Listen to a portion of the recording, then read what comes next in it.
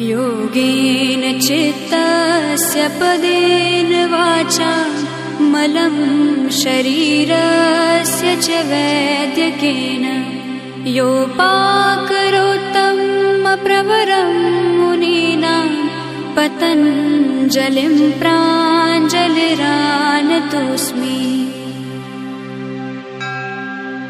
योगेन चित्तस्य पदेन वाचा मलं शरीरस्य च वैद्यकेन योपाकरोत्तम प्रवरं मुनीनां पतञ्जलिं प्राञ्जलिरानतोऽस्मि।